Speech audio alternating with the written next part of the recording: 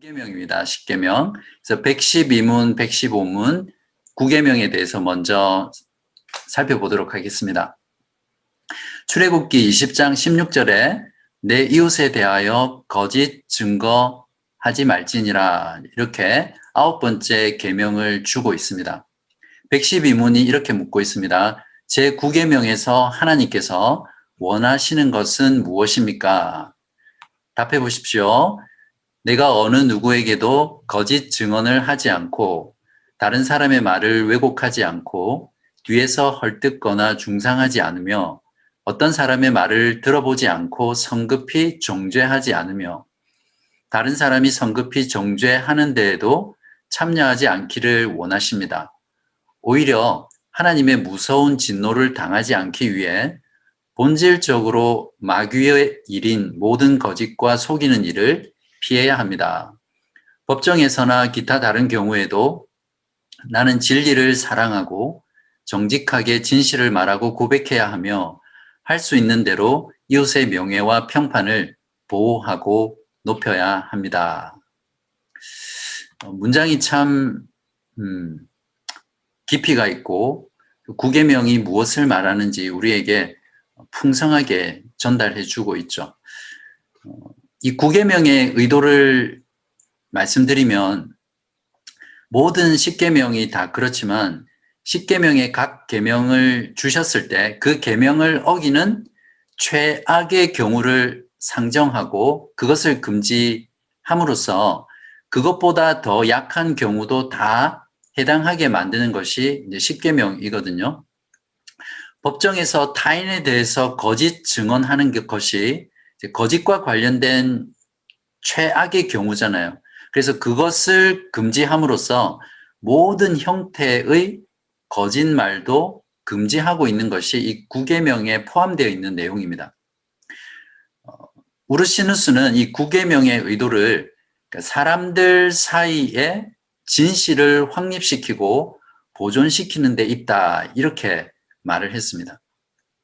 구체적으로 교리문답은 실천사항을 우리들에게 제시하고 있거든요. 첫 번째가 거짓 증언을 하지 않는 것입니다. 이 계명을 어기는 최악의 경우를 먼저 상정하고 있는데 법정에서 타인에 대한 거짓 증언을 하지 말아야 합니다. 법정에서 거짓 증언은 무고한 사람을 살인자, 도둑, 강간범, 범죄자로 만들어서 한 사람의 인생과 그의 가족들의 인생을 무너뜨리는 행위거든요. 그렇기 때문에 그런 면에서 실제로 살인한 사람이나 범법자들보다도 더 악한 자이고 악한 죄가 법정에서 타인에 대해 거짓으로 증언하는 것입니다. 이것으로 인해서 다른 사람, 이웃들의 눈에 정말 피눈물을 흘리게 하는 일이죠. 그렇기 때문에 그리스도인은 법정에서 거짓으로 타인에 대해서 증언하는 일을 정말 심각하게 생각해야 됩니다. 예를 들면 과거에 우리나라에서 있었던 그런 정치 사범들이 있잖아요. 그냥 아무나 잡아가서 고문시키고 거짓으로 자백을 받아서 심지어는 사형수로까지 판정하는 그런 일들이 비일비재했었잖아요. 최근에 밝혀진 화성 연쇄살인 사건의 8차 범인으로 몰려서 20년 동안 진짜 살인자인 이춘재를 대신해서 옥살이한 윤모 씨 이야기를 들어보셨죠? 그냥 22살에 잠을 자다가 형사에게 잡혀가서 고문을 혹독하게 받고 그 고문이 너무 고통스러워서 허위로 자백을 한 거죠. 그래서 결국 3심까지 갔지만 경찰과 검찰의 그런 거짓 작업으로 인해서 무기징역을 받고 20년이 지나서 가석방으로 풀려났습니다. 지금은 53살이 됐는데 이 사람이 32년 동안 누명을 쓰고 감옥에 지내면서 살았던 그 인생을 어떻게 보상해 주겠습니까? 국가가 아무리 많은 돈으로 보상한다고 하더라도 이 사람이 잃어버린 이 32년은 누구도 보상할 수 없을 만큼 잔인하고 혹독한 것이죠. 그래서 법정에서 타인에 대한 거짓 증언을 하는 것은 하나님께서 정말 철저하게 다루시는 죄라는 것을 우리가 알아야 합니다. 세상에는 이렇게 의도적인 거짓 증언으로 억울하게 형벌을 받는 일이 너무너무 많습니다. 신문이나 기사를 보시면 이런 일들이 참 자주 일어난다는 것을 우리가 알 수 있죠. 그런 면에서 물론 법이 있고 제도가 있지만 우리가 살아가는 시대가 공법과 공의가 무너진 그런 모습들이 참 많습니다. 예수님께서 십자가에 사형을 언도받은 것도 다 이런 유대인들의 거짓 증언에 의해서였죠. 또 예수 그리스도를 믿는 성도들도 교회 역사를 보면 참된 성도들은 언제나 진리를 증언하고 예수 그리스도께서 십자가에서 죽으시고 부활하셨다는 그 증거를 부인하지 않았기 때문에 수많은 핍박과 박해와 순교를 당했어요. 그래서 한마디로 교회사는 순교사다, 이렇게 말을 할 수 있을 정도죠. 진리를 부인하지 않았기 때문에 성도들은 옥에 갇히고 고문도 당하고 고통을 당하다가 죽기까지 했습니다. 우리가 지금 다루고 있는 하이델베르크 요리문답의 경우도 그렇지만 벨직 신앙고백, 그러니까 유럽의 개혁주의 교회의 3대 신앙고백 중에 하나인 네덜란드 신앙고백서를 작성한 귀보 드보레라는 사람은 그 교리문답을 작성한 것 때문에 사형을 당하는 그런 순교까지 했었거든요. 그래서 예수 그리스도뿐만 아니라 그리스도를 믿는 성도들, 참된 성도들의 경우에도 진리를 지키고 또 참된 말을 하는 것 때문에 이런 고통과 고난을 받았던 삶이었습니다. 스가랴서 8장 16절에서 17절을 보시면 너희가 행할 일은 이러하니라. 너희는 이웃과 더불어 진리를 말하며 너희 성문에서 진실하고 화평한 재판을 베풀고 마음에 서로 해하기를 도모하지 말며 거짓 맹세를 좋아하지 말라. 이 모든 일은 내가 미워하는 것이니라. 여호와의 말이니라. 하나님께서는 거짓 증언하는 자의 마지막에 대해서 이렇게 잠언 19장 9절에서 말씀하고 있습니다. 거짓 증인은 벌을 면하지 못할 것이요 거짓말을 뱉는 자는 망할 것이니라. 두 번째 거짓 증언하지 말라는 부분에서 두 번째 부분은 우리가 무언가를 목격했잖아요. 그렇게 목격했음에도 침묵하는 것도 거짓 증언입니다. 잘못된 것을 알면서도 담대히 말하지 않고 침묵하는 것은 그 죄에 동조하는 죄를 범하는 것이죠. 요즘 사람들은 그런 것을 목격했음에도 불구하고 괜히 복잡한 사건에 연루되지 않으려고 하고 또 그것을 증언함으로써 자신에게 피해가 올까봐 증언하기를 꺼리는 그런 시대입니다. 여러분도 보셔서 아실지 모르겠지만 그것이 알고 싶다라는 프로그램이 있잖아요. 이제 그 프로그램에서 수십 년이 지나서 그제서야 목격자가 나타나 진범이 밝혀지는 그런 경우들이 참 많잖아요. 어떤 면이 아니라 법정에서 진실을 증언하는 것은 매우 어려운 일일 수 있죠. 진실을 증언하다가는 그 증언한 그 대상에게 생명의 위협을 받을 수도 있고 나뿐만 아니라 가족까지도 위험에 처할 수 있는 그런 상황이 되죠. 그래서 오늘날은 경찰이 증인 보호 제도를 가지고 있지만 이게 잘 지켜지지 않는 그런 실태인 것 같습니다. 레위기 5장 1절에 보면 만일 누구든지 저주하는 소리를 듣고서도 증인이 되어 그가 본 것이나 알고 있는 것을 알리지 아니하면 그는 자기의 죄를 져야 할 것이요 그 허물이 그에게로 돌아갈 것이며 동일한 말씀이죠. 내가 목격했지만 침묵하거나 증인으로 서지 않으면 동일한 죄를 범하는 것이라는 것을 성경이 우리들에게 말해줍니다. 그 다음에 두 번째는 이제 가장 최악의 경우가 법정에서 타인에 대해 거짓 증언하는 것인데 이제 그 다음 나머지 것들은 이제 그 다음 수위에 있는 것들이죠. 다른 사람의 말을 왜곡하지 말아야 합니다. 다른 사람의 말에 자신의 말을 섞는 경우가 많죠. 그러니까 다른 사람이 한 말을 전달할 때 그 사람이 한 말을 그대로 전하는 것이 아니라 그 사람의 말에 내 말을 섞는 거죠. 부풀리거나 축소하거나 살짝 바꾸어서 말을 하는 것이 다 여기에 해당합니다. 여러분 혹시 카드라 버전 아시죠? 다른 사람의 말을 듣고 누가 이렇게 하더라, 카더라 이렇게 하면서 다른 사람의 말을 왜곡하는 거죠. 그래서 여러분들이 대화를 할 때 카드라 버전은 쓰지도 말고 또 누가 그런 말을 할 때는 믿지도 마시기 바랍니다. 세 번째 부분은 험담과 중상을 하지 말아야 하는데요. 중상이라는 단어의 뜻이 무엇이냐면 교리문답이 풀어서 설명하는 대로 터무니없이 다른 사람을 헐뜯고 명예를 해치는 짓이다. 이렇게 사전적으로 정의하고 있습니다. 이것은 무엇을 구체적으로 말하냐면 어떤 사실을 불필요하게 타인에게나 외부로 알리는 것이 여기에 속합니다. 분명히 사실은 사실인데 그것을 어떤 의도를 가지고 불필요하게 굳이 그 사실을 말하지 않아도 되는 상황에서 그것을 진실이라는 명목하에 말함으로써 타인에게 고통을 주고 또 그것을 외부로 알리는 거죠. 어떤 한 가정에 좋지 않은 소식을 사람들에게 이렇게 까발리기 위해서 나는 진실을 말해야 돼 이러면서 외부로 알리는 그런 일들. 그래서 좋지 않은 일이나 소식의 경우에는 정말 잘 생각해서 그것이 사실이라고 하더라도 알리지 않는 것이 바람직할 때가 참 많습니다. 이것을 잘 분별해야겠죠. 그리고 이런 사실을 말할 때 이것을 알리고자 하는 나의 저의가 무엇인지, 그리고 필요하다면 정말 이것을 통해서 상대방에게 유익을 줄 수 있는지를 생각해보고 신중하게 사실을 말해야 되겠죠. 그 다음으로는 사실이 아닌 근거 없는 소문을 퍼뜨리는 것이 험담과 중상에 속하겠죠. 이것은 타인의 명성과 명예에 심각한 손상과 손해를 입히는 겁니다. 여러분도 잘 아시겠지만 명예를 쌓는 일에는 평생이 걸리잖아요. 그런데 이 명예를 잃는 데는 반나절이면 족합니다.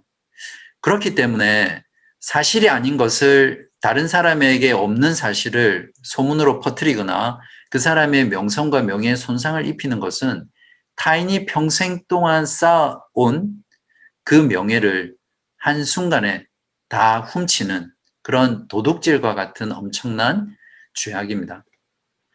그 다음에 험담과 중상에 있어서 다른 사람이 남을 험담을 하잖아요. 그죠? 그리고 중상모략을 할 때 그것을 가만히 듣고 있는 것도 똑같은 죄에 동참하는 것입니다. 묵묵히 듣는 사람의 마음의 그 상태도 그러한 중상모략을 하고 험담을 하는 사람의 동기와 별반 다르지 않기 때문이죠. 잠언 18장 8절에 보면 기가 막힌 그 통찰을 주는 말씀을 하는데요. 이것과 관련해서 남의 말하기를 좋아하는 자의 말은 별식과 같아서 뱃속 깊은 데로 내려가느니라. 예수님께서도 그렇게 말씀하셨죠. 마태복음 15장에서 마음에서 나오는 것은 악한 생각과 살인과 간음과 음란과 도둑질과 거짓 증언과 비방이니 이런 것들이 사람을 더럽게 하는 것이요 씻지 않은 손으로 먹는 것은 사람을 더럽게 하지 못하느니라.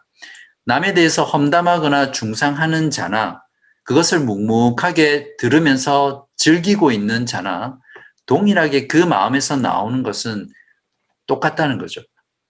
이제 이것을 실천적으로 적용해 보면 누군가 다른 사람에 대해서 다른 사람을 헐뜯고 험담을 하거나 중상하는 사람들이 있을 때는 그 말을 들을 때는 그 사람이 그러한 말을 하지 못하도록 권고하고 하지 말라고 요청을 해야 할 겁니다. 그러나 때로는 그런 요청을 하지 못할 경우는 그 자리를 지혜롭게 피하는 것이 이 계명을 잘 지켜나가는 방법입니다. 그 다음에 9계명이 금지하고 있는 것이 무엇이냐면 어떤 사람의 말을 들어보지도 않고 성급히 정죄하는 거죠.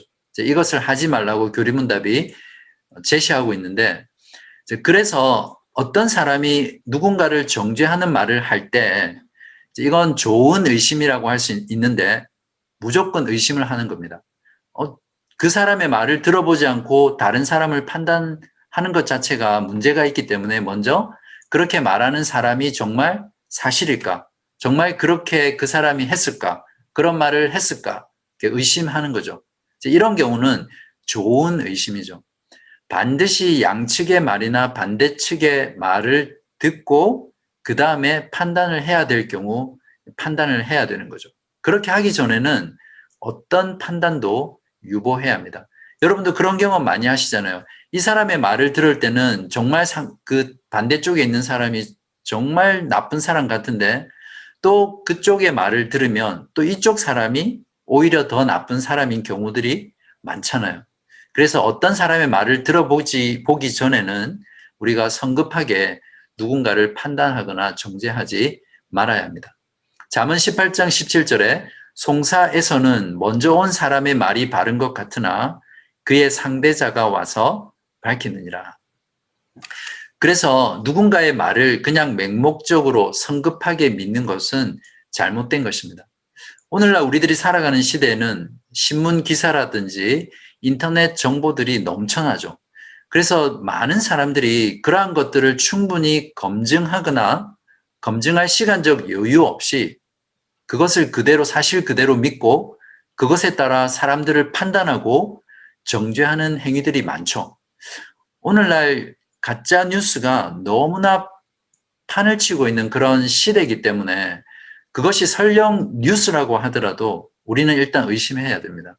그것의 출처가 어딘지 검증해야 되고요. 시간을 두고 무언가 판단하기 전에 그 뉴스가 진짜 뉴스인지를 확인해야 되죠. 최근에 미국에서 대선이 있었는데 이제 트럼프 대통령이 부정선거라고 계속 주장하죠. 그래서 실제로 인터넷에 우리나라뿐만 아니라 미국에서도 그렇더라고요. 부정선거라는 것을 증명하는 많은 영상들이 돌아다닙니다. 그것을 이제 한국의 뉴스에서 결국 가짜 뉴스라는 것이 밝혀졌다 이렇게 보도하는 걸 봤거든요. 그렇기 때문에 지금 우리가 살아가는 시대는 특별히 이런 것들을 충분히 검증하고 또 살핀 뒤에 평가하는 그런 지혜가 또 시간적 기다림이 필요합니다. 그 다음으로 우리가 하지 말아야 할 것은 다른 사람이 남을 성급히 정죄하는 데 참여하지 말아야 합니다. 우리가 남을 성급히 정죄하는 것도 하지 말아야 하지만 다른 사람이 남을 성급히 정죄하는 데 역시 참여하지 말아야겠죠. 그래서 여론에 밀려서 여론에 따라 동일한 판단을 하고 정죄하는 행위라든지 또 어떤 그런 여론이나 인터넷 기사를 보고 동조해서 댓글을 달고 심지어는 악플을 달면서 그 사람을 정죄하는 이런 행위들은 우리가 지금 살아가는 인터넷 시대에 더더욱 조심해야 되고요. 특별히 이 계명과 관련해서 우리가 주의해야 되는 부분입니다. 이것 말고도 우리가 잘 인지하지 못하는 그런 거짓 증거와 거짓말에 해당되는 부분들이 있는데요. 이제 먼저는 필연적인 거짓말입니다. 어쩔 수 없는 거짓말, 또 유익한 거짓말이라는 명목하에 우리가 이런 것들을 할 때가 많잖아요. 그리고 과장하고 부풀려 말하는 것도 거짓말이죠. 특히 남자들이 이런 걸 많이 합니다. 저 같은 경우도 좀 리얼하게 대화를 하고 또 실감나게 하기 위해서 숫자라든지 막 이런 걸 조금씩 부풀리거나 줄이거든요. 그러면 이제 아내가 옆에서 이게 발로 탁탁 쳐요. 그렇게 하지 말라고. 또 교정도 하고. 그러니까 사람들이 막 대화하고 있는데 오빠 그게 아니잖아 이렇게 말하면 제가 되게 당황하는데 이제 나중에 지나고 나면 제가 잘못했구나 이제 이런 생각들을 많이 하죠. 그래서 습관적이라도 과장하고 부풀려 말하는 것을 우리가 주의해야 합니다. 예를 들면 100m 달리기 속도라든지 학위라든지 경력이라든지 또 군대에서 남자들은 근무했던 내용들 또 뭐 직급, 월급 또 심지어는 한국 교회에서 가장 많이 과장하고 부풀리는 게 뭔지 아세요? 교인 수하고 헌금입니다. 보통 한국 교회들은 큰 교회 같은 경우는 주보 뒤에 교인 수와 헌금이 나오거든요. 통계가.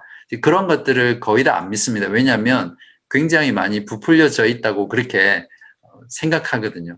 이런 것들이 다 과장하고 부풀리는 거짓말에 해당됩니다. 그리고 편의적 거짓말이 있죠. 어떤 상황을 모면하기 위해서 말하는 거죠.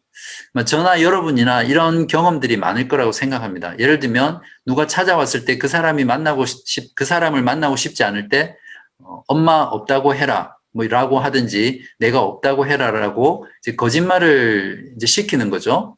또 약속을 했는데 내가 가고 싶지 않거나 또 가지 못할 때가 생기면 그냥 분명하게 어떤 이유로 못 가게 됐다라고 이제 사과를 하면 되는데 핑계를 대는 거죠. 아, 몸이 오늘 안 좋아서 갑자기 어떤 사정이 생겨서 차가 막혀서 이제 이런 것들이 실제 그럴 수도 있지만 그렇지 않은 이유들로 적당히 둘러대는 거죠. 이런 편의적인 거짓말 또 나를 합리화시키고 포장하기 위해서 가볍게 하는 거짓말들도 교리문답은 우리들에게 구계명을 어기는 것이라고 말을 하고 있습니다. 그 다음에 그 부분은 이제 교리문답이 결론적으로 말을 하고 있는 부분인데요. 모든 거짓말과 속이는 일을 피해라고 합니다. 마귀는 거짓의 압이죠. 그렇기 때문에 모든 거짓말은 마귀의 일입니다. 에덴 동산에서 아담과 하와가 선악과를 함께 사이좋게 따먹은 그 행위는 하나님의 진리의 말씀을 거부하고 사탄의 거짓말을 선택한 행위입니다. 진리를 버리고 거짓을 택한 거죠. 그렇게 함으로써 하나님을 아버지라고 둔 아담과 하와가 거짓의 아비인 마귀를 자신들의 아버지로 둔 그런 행위가 된 거죠. 요한복음 8장 44절에는 너희는 너희 아비 마귀에게서 났으니 유대인들과 유대 지도자들에게 하는 말입니다. 너희 아비의 욕심대로 너희도 행하고자 하느니라. 그는 처음부터 살인한 자요 진리가 그 속에 없으므로 진리에 서지 못하고 거짓을 말할 때마다 제 것으로 말하나니 이는 그가 거짓말쟁이요 거짓의 아비가 되었습니다. 그 다음에 거짓말과 속이는 일을 피해야 할 이유가 무엇이냐면 하나님의 무서운 진노를 당하지 않기 위해서라고 교리문답이 답하고 있습니다. 여러분 사람들이 왜 거짓말을 하는지 아세요? 그것은 대부분 하나님에 대한 두려움이 없기 때문입니다. 하나님이 얼마나 거짓을 싫어하시는지 모르기 때문에 사람들이 거짓말을 아무렇지도 않게 하는 거죠. 신자들 가운데도 너무나 쉽게 아무런 마음의 죄책감 없이 쉽게 거짓말을 하는 경우도 하나님에 대한 두려움, 또 하나님께서 얼마나 거짓을 싫어하는지 인식하지 못하기 때문이라고 우리가 말할 수 있습니다. 하나님께서는 거짓말하는 자에 대한 진노를 이렇게 말하고 있습니다. 요한계시록 21장 8절 말씀입니다. 그러나 두려워하는 자들과 믿지 아니하는 자들과 흉악한 자들과 살인자들과 음행하는 자들과 점술가들과 우상 숭배자들과 거짓말하는 모든 자들은 어떻게 해요? 불과 유황으로 타는 못에 던져지리니 이것이 둘째 사망이라. 이어서 교리문답은 이런 부정적이고 또 소극적인 금지의 명령뿐만 아니라 긍정적이고 적극적인 구계명의 준수를 말하고 있는데요. 첫 번째가 마음에서 진리를 사랑하는 겁니다. 마음의 문제를 또 다루고 있죠. 우리 마음에서 진리를 사랑하는 것이 구계명을 잘 지키는 것이라는 거죠. 그리고 실제로 정직하게 진실을 말하고 고백해야 한다. 어디에서요? 법정에서 그리고 기타 모든 삶에서 마음으로 진리를 사랑하고 정직하게 진실을 말하고 고백하는 것이 적극적인 구계명의 진수입니다. 그 다음에 두 번째는 이웃의 명예와 평판을 보호하고 높여 주어야 합니다. 제가 웨스트민스트 요리문답을 거기다가 넣어드렸는데요. 이제 구계명에 관해서 세상에서 가장 풍성하고 광범위하고 깊이 있게 구체적으로 제시해주고 있는 문답이어서 제가 넣었거든요. 제가 빠르게 읽어볼게요. 같이 한번 따라와 주세요.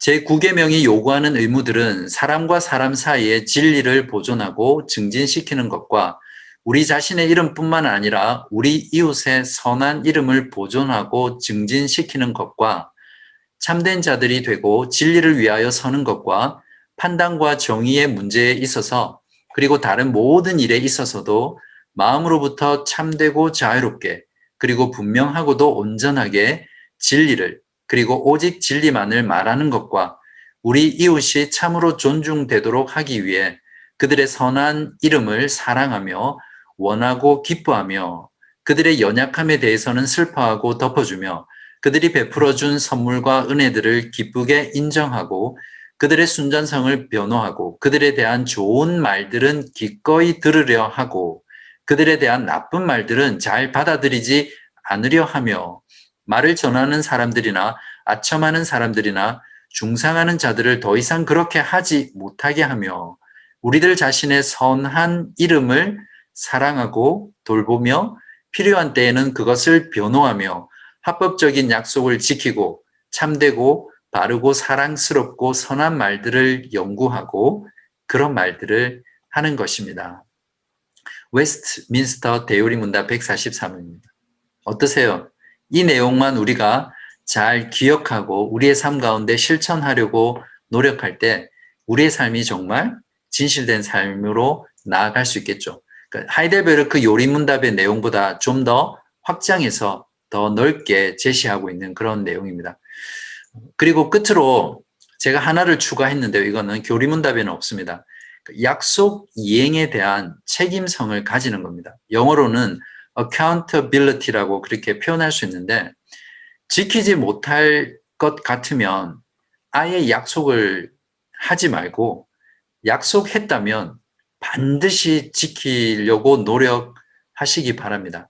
물론 정말 피치 못할 사정이 생겨서 약속을 했지만 그것을 지키지 못할 경우는 있겠죠. 그렇지만 그런 경우가 아니라면 내가 약속한 것은 반드시 지키려고 하는 그 책임성, 그것이 이 구계명과 깊은 연관이 있다고 말씀드릴 수 있습니다. 그래서 어떤 약속을 하고 중간에 번복하는 경우가 있잖아요.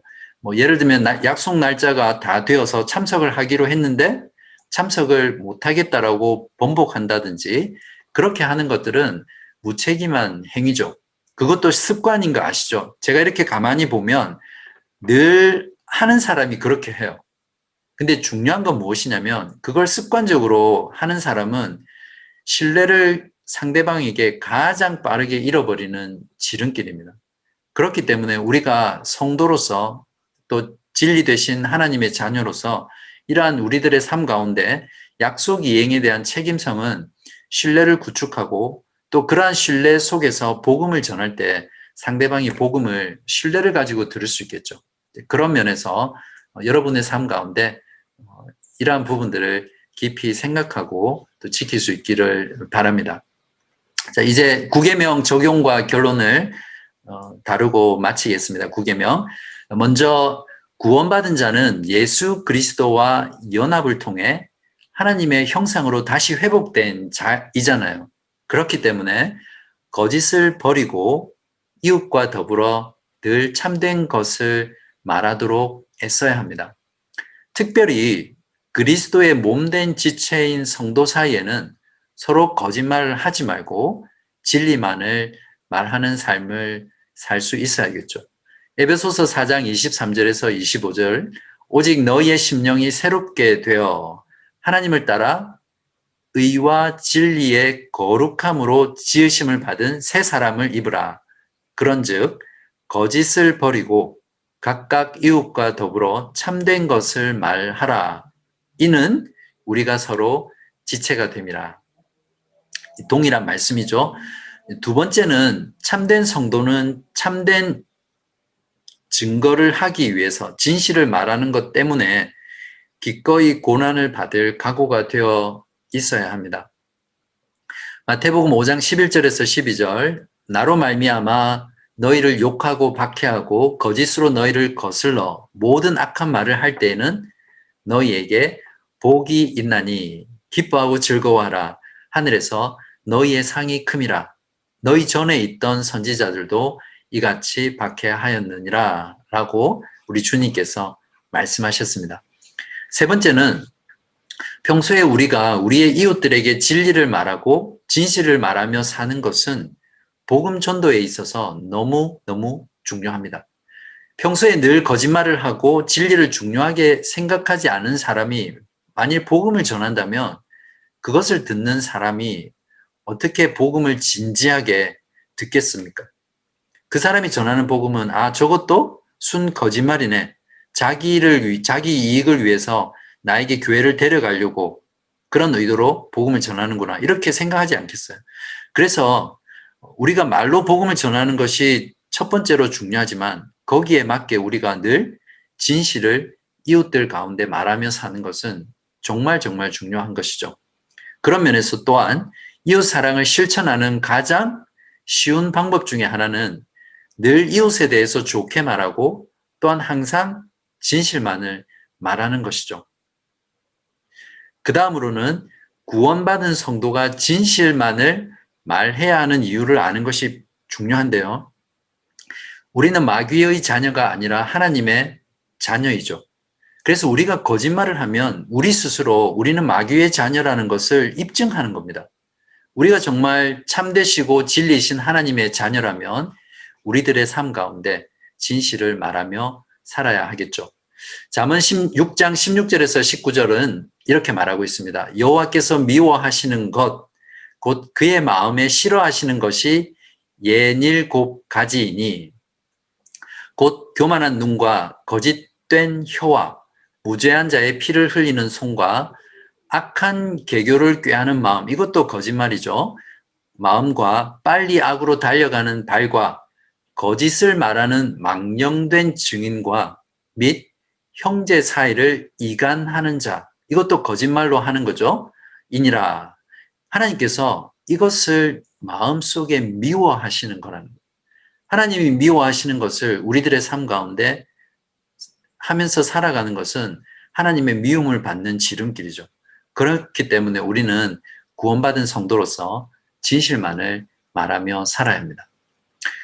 하나님의 자녀인 우리들이 이 세상을 살아가면서 우리의 가정과 교회와 세상에서 구계명을 지키기 위해서 씨름하고 몸부림치고 고군분투하는 그런 전투적인 삶을 살 때 참되시고 진리 되신 하나님의 성품을 세상 가운데, 우리의 가정 가운데, 우리의 교회 가운데 드러내게 되고 그것을 통해서 사람들은 하나님께 영광을 돌리는, 그런 영광을 돌리는 삶을 우리가 살 수 있을 것입니다. 이것을 잘 기억하고 구계명을 다시 한번 여러분의 마음 가운데 새기는 그런 시간 되시기를 바랍니다. 44주일 제8계명이라고 해놨네요. 죄송합니다. 10계명입니다.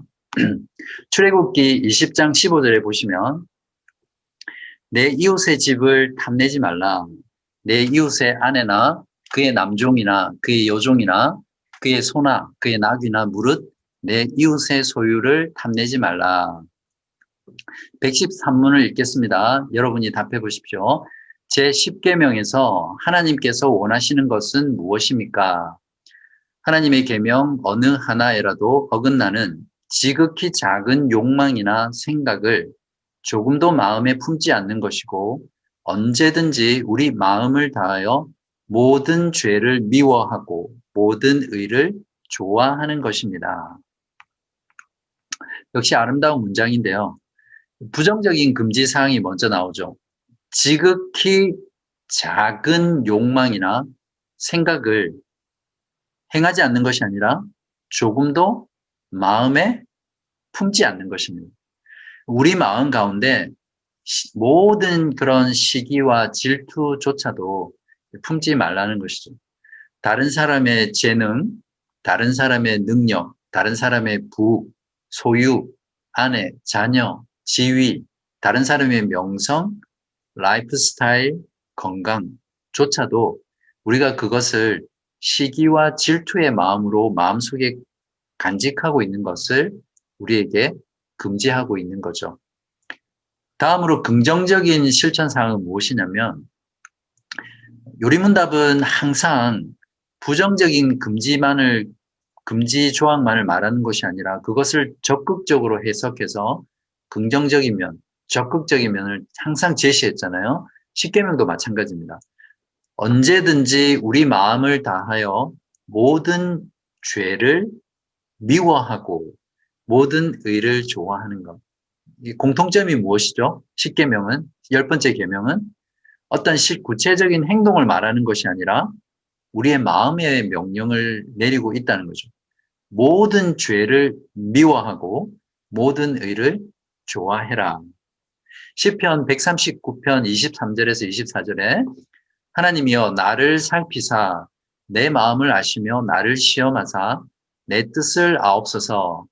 내게 무슨 악한 행위가 있나 보시고 나를 영원한 길로 인도하소서. 지금 시인은 하나님께 자신의 마음까지도 살펴달라고, 그래서 영원한 생명의 길로 자신을 인도해 달라고 지금 하나님께 간구하고 있는 것이죠. 자, 여기서 10계명의 특징들을 살펴보면요. 이웃에 대한 다른 4가지 계명을 포괄하고 있잖아요. 5계명부터 9계명까지 모든 계명이 보면 마음의 문제도 다루고 있지만 또 실제적으로 구체적인 행동 지침을 주잖아요. 10계명은 마음의 문제를 다루면서 4가지 계명을 다 포괄하고 아우르고 있습니다. 이것이 말해주는 바는 10계명, 10번째 계명은 다른 모든 계명을 어기게 하는 본질적인 죄라는 것을 우리에게 알려줍니다. 유일하게 마음에 관한 명령인데요. 하나님은 우리에게 마음조차도 하나님께 죄를 짓지 않기를 원하십니다. 그래서 예수님께서 어떻게 하면 영생을 얻을 수 있냐라고 물었던 부자 관원에게 예수님은 그 사람의 본질적인 문제를 간파하셨잖아요. 그 사람이 나는 10계명을 다 지켰습니다. 이렇게 말을 했을 때 예수님께서 뭐라고 말씀하셨어요? 내가 한 가지가 부족한데 내가 가지고 있는 소유를 팔아서 가난한 자들에게 나누어 주라라고 말하니까 이 부자 청년이 근심하고 돌아갔잖아요. 주님께서는 그 사람의 마음 가운데 있는 탐욕, 탐심을 꿰뚫어 보시고 마음의 문제를 다루신 겁니다. 모든 악은 마음에서 비롯된 것이죠. 조금 전에 읽었던 마가복음 7장에 있는 것처럼 입으로 들어가는 것이 우리를 더럽게 하는 것이 아니라 마음에서 나오는 것이 우리를 더럽게 하고 그 마음에서 악한 행위가 나오는 거죠. 그래서 10계명은 이 마음의 탐심의 문제를 다루고 있습니다. 탐심은 모든 죄와 죄악의 뿌리죠. 탐심의 대상은 5계명에서는 부모와 또 모든 권위였고 또 아담과 하와가 저지른 죄의 본질이 하나님의 권위까지 탐낸 것이었잖아요. 그것이 에덴 동산에서 인간이 지은 죄의 본질이거든요. 6계명에서는 다른 사람의 생명을 탐한 것이고 7계명에서는 다른 사람, 이웃의 아내를 탐한 것이고 8계명은 이웃의 소유를 탐한 것이고 9계명은 무엇이죠? 이웃의 명예를 탐한 것이죠. 그래서 10계명에는 새로운 계명이 아니라 이러한 모든 죄의 본질과 근원인 탐심과 탐욕의 문제를 다루면서 우리에게 마음의 명령을 주고 있는 것입니다. 그렇다면 여기서 그렇다면이 아니라 이제 바로 이 10계명이 다른 일반 국가의 법과 10계명을 다르게 해주는, 구별해주는 유일한 표지입니다. 살인하지 말라, 간음하지 말라, 도둑질하지 말라, 거짓 증언하지 말라라는 법은 일반 국가나 또 도덕법으로 다 있잖아요. 그러나 10계명에서는 마음의 명령을 하고 있고 마음의 문제를 다루면서 이것을 어겼을 때 하나님께서는 이 마음의 죄를 다스리고 형벌을 주는 거죠. 세상의 법은 마음의 죄에 벌을 할 수 없습니다. 왜냐하면 마음으로 지은 죄는 그 증거를 확보할 수 없기 때문이죠. 물론 세상의 도덕법은 마음의 문제를 다룹니다. 그리고 성품의 문제도 다루고요. 그렇지만 그것이 비록 문제가 있다고 하더라도 세상의 도덕법은 그 사람의 형벌을 줄 수 없죠. 그냥 순전히 사람들의 양심에 호소하는 게 전부이고 어떤 세상의 도덕법은 그것을 어긴 사람에 대해서 강제적으로 무언가를 할 수는 없습니다. 그러나 하나님께서 십계명에 주신 법은 신적인 법이고 또 하나님의 도덕법입니다. 하나님은 사람의 외모로 판단하지 않으시고 무엇을 보시죠? 사람의 중심을 보시고 판단하시는 분입니다. 그렇기 때문에 하나님은 우리들의 마음의 죄에 대해서도 형벌을 내리시죠. 내가 형제를 미워했다면 하나님께서는 그 마음을 아시고 우리에게 무슨 죄를 적용하십니까? 살인죄를 적용하시죠. 그리고 거기에 대한 형벌을 내리실 거고요. 만일 우리가 마음으로 음욕을 품었다면 하나님께서는 우리의 마음을 아시고 간음죄에 대한 형벌을 내리실 것입니다. 이것이 바로 세상의 도덕법과 하나님의 법이 다른 이유입니다. 하나님은 중심을 보시는 분이라는 것을 우리가 이처럼 분명하게 알 때 우리는 죄를 가볍게 생각하거나 쉽게 지을 수가 없겠죠. 다음으로 십계명의 본질에 대해서 말씀을 드릴게요. 십계명의 본질은 만족이라는 가치에 근거한 계명입니다. 빌립보서 4장 11절에서 12절을 보시면 내가 궁핍함으로 말하는 것이 아니라 어떤 형편에든지 나는 자족하기를 배웠노니 나는 비천에 처할 줄도 알고 풍부에 처할 줄도 알아 모든 일 곧 배부름과 배고픔과 풍부와 궁핍에도 처할 줄 아는 일체의 비결을 배우노라. 빌립보서는 사도 바울이 감옥에서 쓴 서신이거든요. 그 감옥에서 사도 바울은 지금 자족에 대해서 우리들에게 말하고 있습니다. 여기서 우리가 주의해야 될 것은 십계명의 의미가 아닌 것입니다. 여기서 십계명이 금하는 것은 우리가 어떤 더 좋은 상태나 더 나은 것을 바라는 욕망 자체를 금지하는 것이 아닙니다. 기독교는 결코 금욕주의 종교가 아니거든요. 사람은 누구나 욕망을 가지고 있습니다. 이 계명이 말하는 것은 이러한 욕망까지도 부인하는 것이 아니죠. 이웃의 것을 좋게 보고 잠깐 부러워할 수는 있습니다.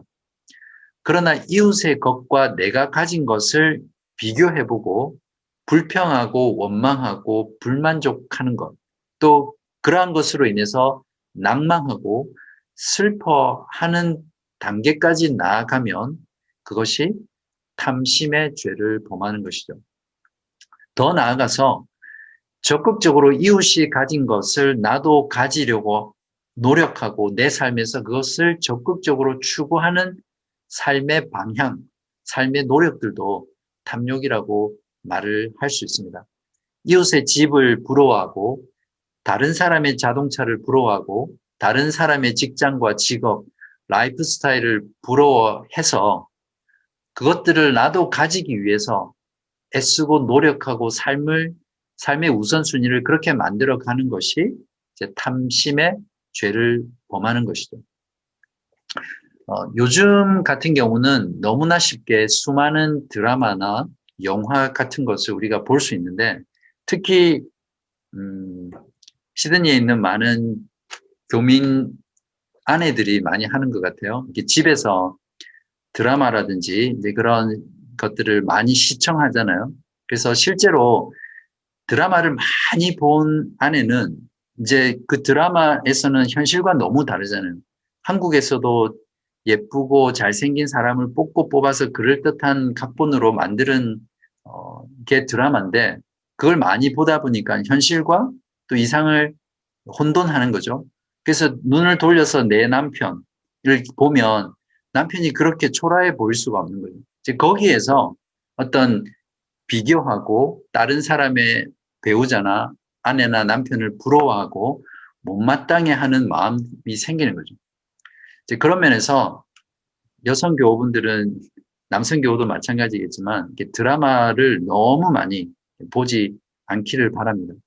또한 다른 사람들의 자녀를 부러워하는 것, 이제 그런 것들이 다 이웃의 것을 탐하는 탐심의 계명을 어기는 거라고 우리가 이해해야 합니다.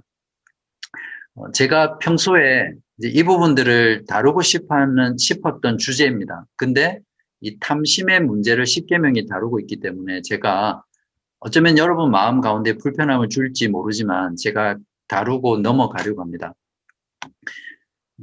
오늘날 그 시대는 인터넷만 접속하면 또 유튜브를 열면 정말 뭐 한국, 미국, 호주, 영국 할 것 없이 세계에서 설교 잘하는 목사님들의 설교를 마음껏 들을 수 있습니다. 지천에 널린 거죠. 그런 그 설교를 듣는 일이 결론적으로 말씀드리면 다른 교회나 혹은 다른 교회 목사님들을 그냥 단순히 부러워하는 것이 아니라 어떤 탐심의 문제로 부러워하는 수준까지 나아갈 수 있는 죄에 빠질 수 있습니다. 이제 그러한 부분들을 제가 잠깐 다루기를 원하는데요. 많은 교인들이 실제로 자기 입맛에 맞거나 자기 마음을 터치하는 목사님의 설교를 많이 듣죠. 예를 들면 제가 구체적인 목사님 몇 분만 이름을 들을게요. 제가 주변 교우뿐만 아니라 또 제가 아는 많은 분들에게 뭐 카톡이라든지 또 수시로 들어보라고 이렇게 권면을 받은 목사님들의 이름들 중에 일부입니다. 예를 들면 유기성 목사님, 이찬수 목사님, 김기석 목사님, 김동호 목사님, 이재철 목사님, 옥하는 목사님, 옛날 분이죠. 하용조 목사님, 그리고 한옥 목사님, 뭐 열거하자면 많죠. 이제 이런 목사님들의 설교를 이제 듣는 겁니다. 제가 여기서 말씀드리는 것은 아예 이런 다른 교회 목사님의 설교를 듣지 말라는 것이 아닙니다. 그러나 설교를 잘하기 위해서 공부하는 것이 아니라면 정말 아주 가끔씩 듣는 것이 좋다고 생각합니다. 매주 여러 명의 목사님의 설교를 구독하고 몇 시간씩 듣는 사람들이 있죠. 제가 알기로는 우리 교회는 없겠지만 다른 교회라든지 또 미국의 LA 이제 그런 교회에 있는 사람들이 이제 이런 것을 많이 하죠. 그러니까 매주 여러 명의 목사님, 유명한 목사님의 설교를 이렇게 들어요. 몇 시간씩. 아니면 늘 틀어놓고 듣기도 하고. 이제 그런 것들을 제가 가급적이면 하지 말라고 권면하는 것입니다. 왜냐하면 제가 이유들을 세 가지를 정리해서 말씀드릴게요. 첫 번째는 먼저 그렇게 듣는 나의 동기가 무엇인지 잘 살펴보시기 바랍니다. 혹시 내가 지금 속한 교회 공동체의 목사님의 설교가 성에 차지 않는 거죠. 그래서 만족하지 못하는 겁니다. 그래서 뭔가 좀 더 나은 설교, 또 내 마음에 감동을 주고 터치가 되고 또 더 잘하는 목사님의 설교를 들으려고 하는 것이 아닌가. 제가 그런 말씀하는 걸 들었거든요. 그런 목사님의 말씀을 들으면 내 마음이 이렇게 확 이렇게 만족이 된다. 이런 말씀하는 분들을 들었는데 이제 이렇게 다른 교회 목사님들의 설교를 듣는 것이 내가 지금 몸된 공동체에 속한 그 교회 목회자의 설교에 만족하지 못하기 때문에 듣는 것은 아닌가. 그 동기를 잘 살펴야 합니다. 만약에 그런 동기로 듣는다면 그것은 오늘 탐심의 문제와 밀접하게 연결되어 있는 부분입니다. 마치 다른 이웃의 아내를 부러워하고 다른 집 자녀를 부러워하는 그런 것과 별로 다르지 않다고 생각합니다. 두 번째는 이제 그렇게 여러 교회 유명한 목사님들의 설교를 또 잘하는 목회자들의 설교를 듣다 보면 올바른 신학이 정립되지 않을 수 있습니다.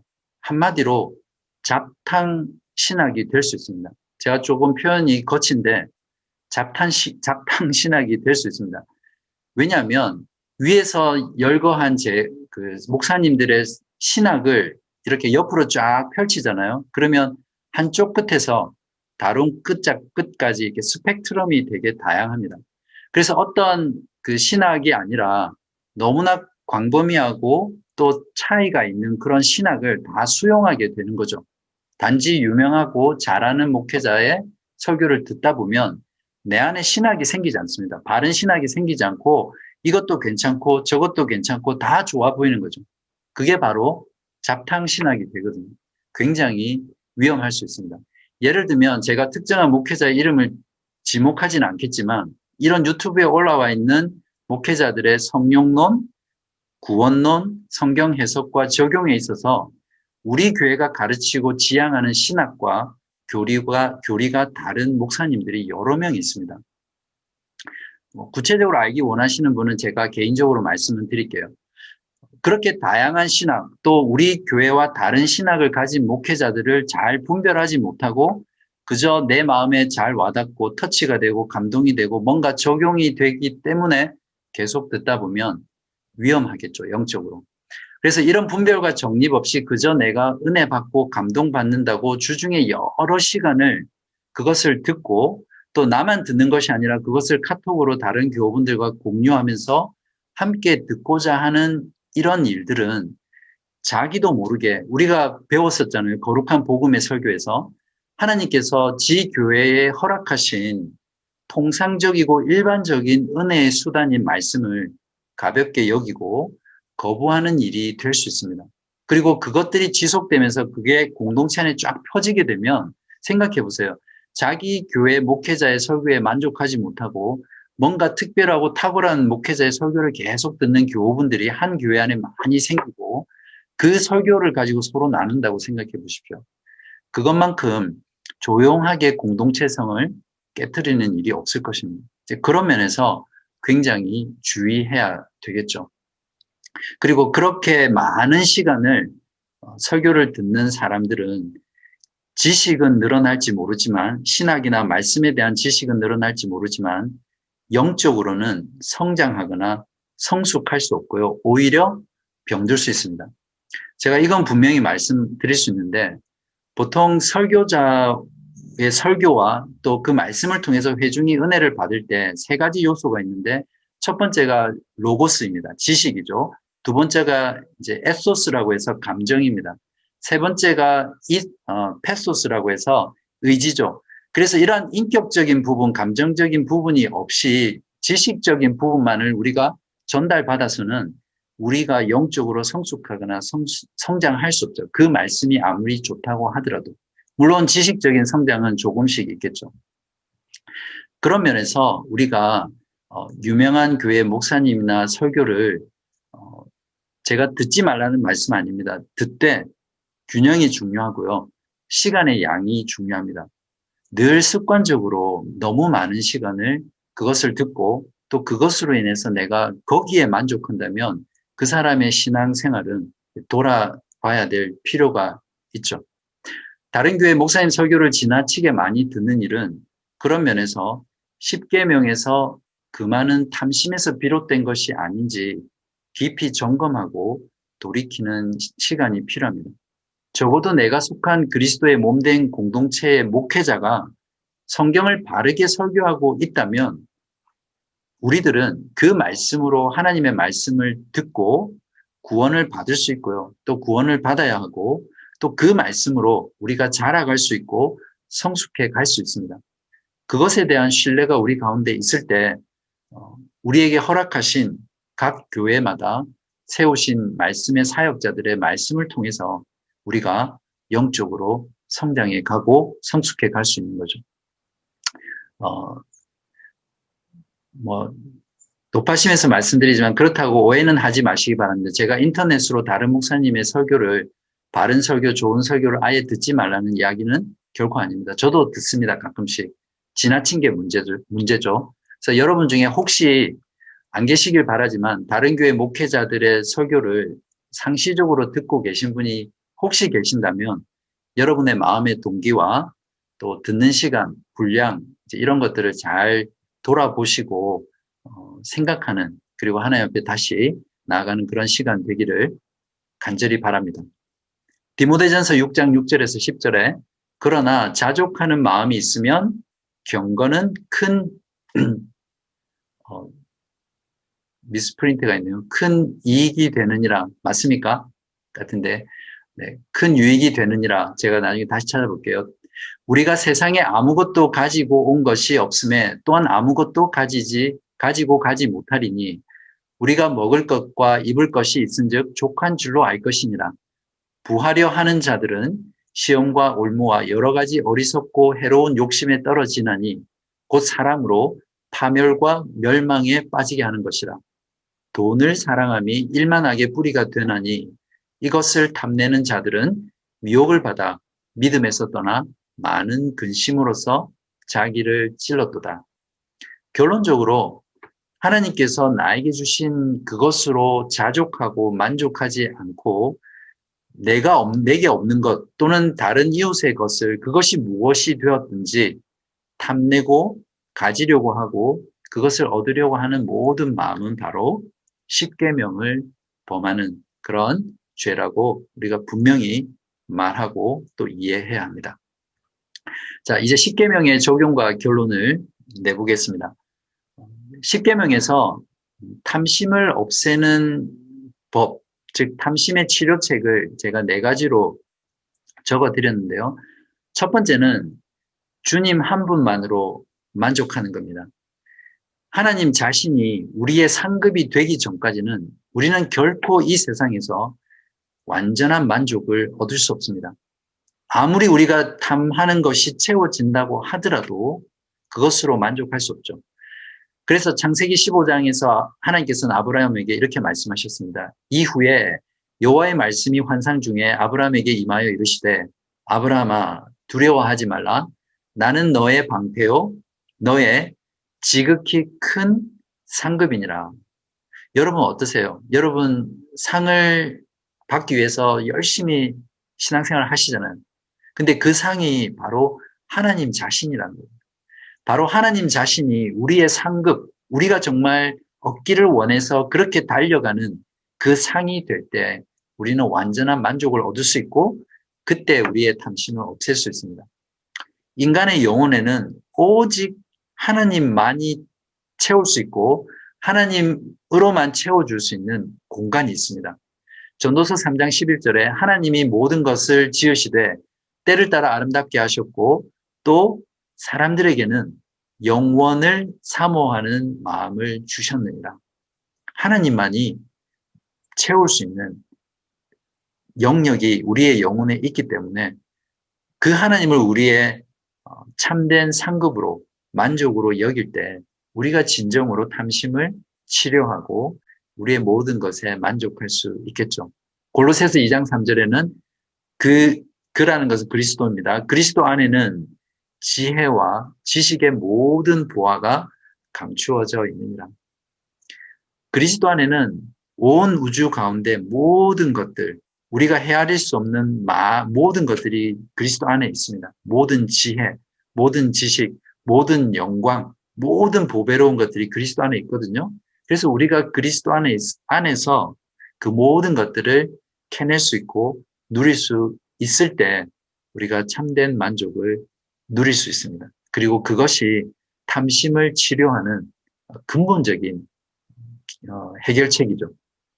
그렇게 되면 스스로 자족할 수 있게 되고요. 또 실제적으로 우리의 삶 가운데 우리가 수고하고 노력한 만큼만 얻기를 기대하면 탐심의 문제를 많이 해결할 수 있습니다. 마지막으로 주님의 공급하심을 늘 신뢰하고 하나님의 섭리, 공중에 나는 새도 먹이시고 또 들풀도 먹이시고 입히시는 그 하나님의 공급하심, 보호하심, 섭리하심, 그걸 우리가 믿을 때 우리 마음 가운데 일어나는 탐심을 잘 절제하고 탐심을 제거할 수 있을 것입니다. 탐심에 대한 귀한 성경 말씀을 3가지 적어드렸는데요. 읽어보시고 그렇기 때문에 우리가 십계명, 탐심을 하지 말아야 될 이유가 무엇이냐면 하나님이 우리의 궁극적 목적과 기쁨과 최고의 보상이며 참되시고 영원히 기뻐해야 될 분이시기 때문에 우리가 십계명을 지켜야 합니다. 여기까지가 십계명에 대한 내용이거든요. 제가 마지막 2가지 문답을 하기 전에 십계명이 어디서 나왔고 또 왜 우리가 십계명을 했는지를 쭉 준비는 했는데 시간 관계상 생략하겠습니다. 다음 시간에 시간이 되면 제가 한 번 더 요리문답 전체를 간단하게 정리하고 다루고 그 다음으로 넘어갈게요. 자, 여러분 오늘 9계명에서 10계명을 포함해서 지금까지 했던 10계명의 모든 계명을 우리가 소극적인 면, 부정적인 면, 그리고 적극적인 면들을 다 고려했을 때 여러분 어떤 마음이 드셨어요?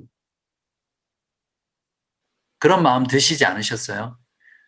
정말 이걸 어떻게 다 지키며 살 수 있나? 하나님은 우리가 절대 온전히 지킬 수 없는 계명을 주시고 우리에게 명령하신 것인가? 그냥 하나의 상징인가? 그런 생각하지 않으셨어요?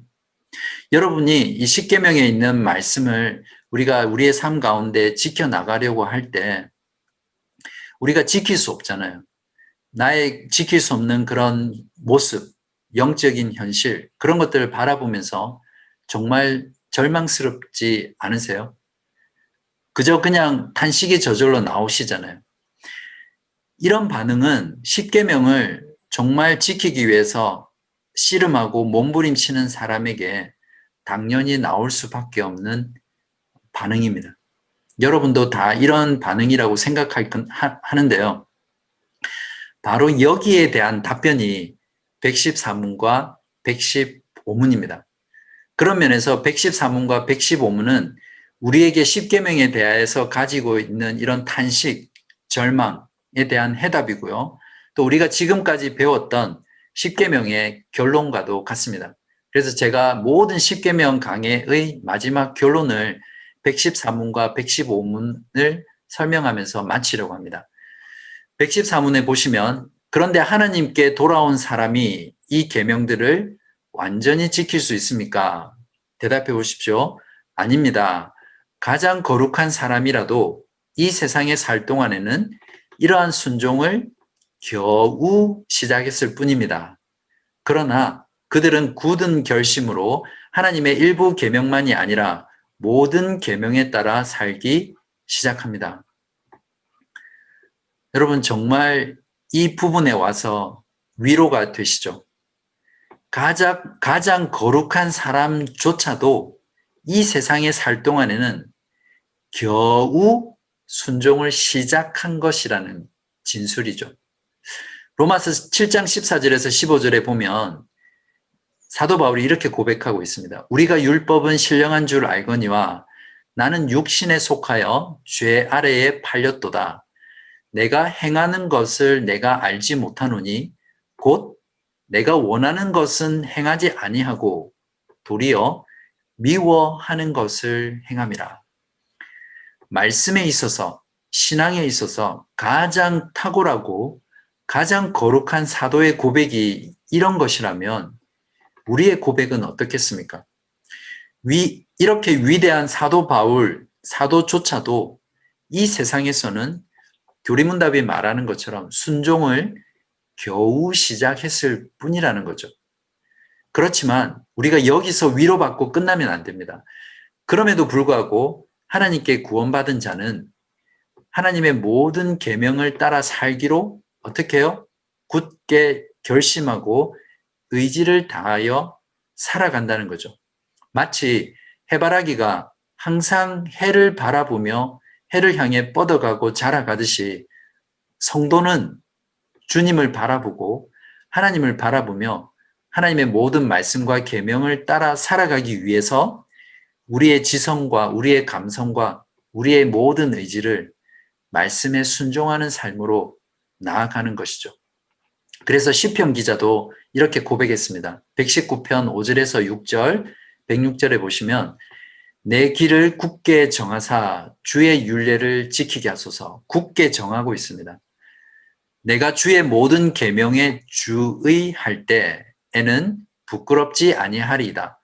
주의 의로운 규례들을 지키기로 맹세하고 굳게 정하였나이다. 시편 기자는 자신의 마음으로 말씀을 지키기 위해서 마음을 굳게 먹고 굳게 정하고 자신의 의지로 그 말씀을 지키려고 하는 이 의지가 강하게 드러나는 거죠.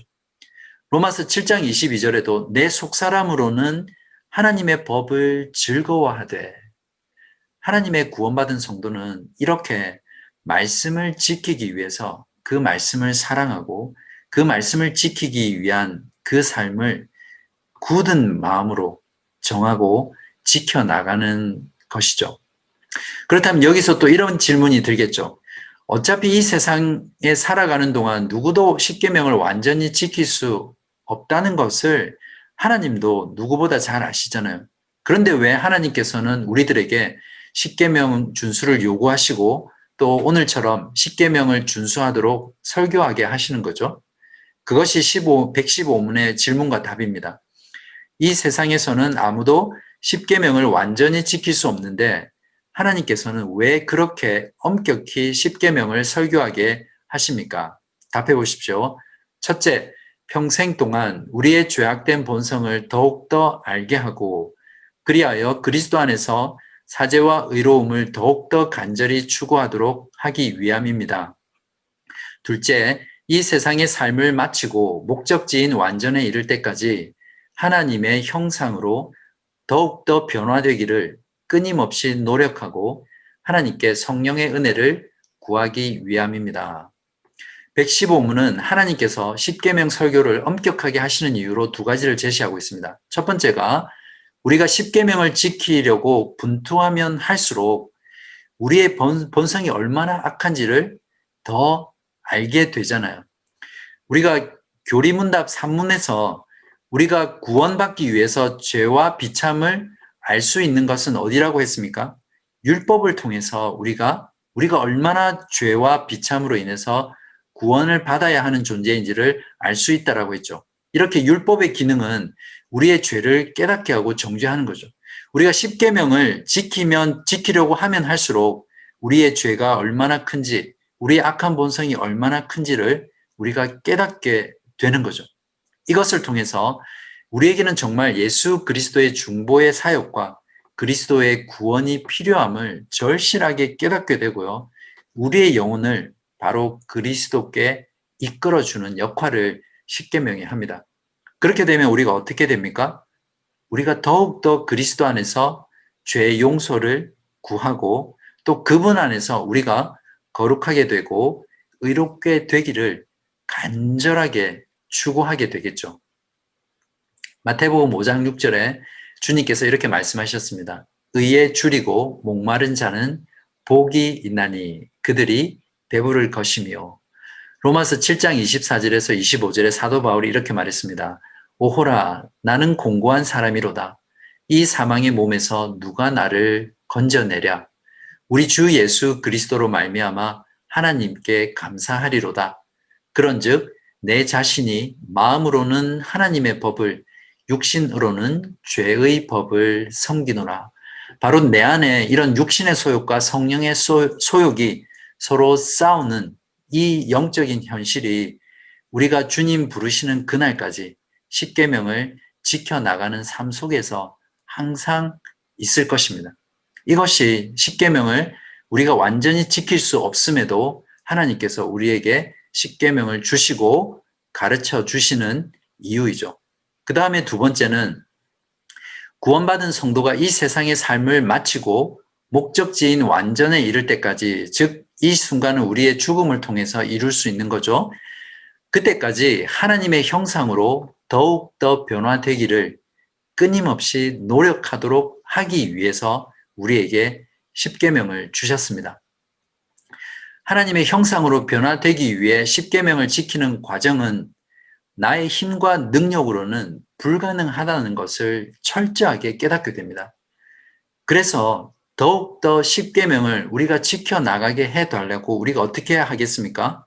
하나님께 우리에게 성령의 은혜를 주시고 성령의 도움을 주셔서 하나님의 말씀을 지켜나갈 수 있게 해달라고 간절하게 날마다 간구하지 않겠습니까? 십계명을 준수하는 삶 자체가 성령의 도움 없이는, 성령의 은혜 없이는 불가능하다는 것을 깨닫게 하고요. 그렇게 깨닫기 때문에 우리는 자연히 하나님께 무엇을 하게 됩니까? 기도하게 되겠죠. 우리가 전능하신 하나님께 기도한다는 그 행위 자체가 우리가 할 수 없기 때문에 하나님께 간구하는 것이잖아요. 그래서 십계명을 지켜가는 신자의 삶은 결국에는 매일매일 하나님의 은혜를, 성령의 도우심을 간구하는 기도의 삶으로 나아가게 합니다. 그렇기 때문에 바로 교리문답은 다음 주부터 교리문답의 마지막 129문까지 주기도문을 가지고 감사하는 삶을 기도하는 삶이다라고 가르쳐 주고 있습니다. To be continued. 다음 주부터 마지막 시간까지 기도에 대해서 우리가 그런 면에서 함께 살펴보도록 하겠습니다. 수고하셨고요. 제가 기도하겠습니다.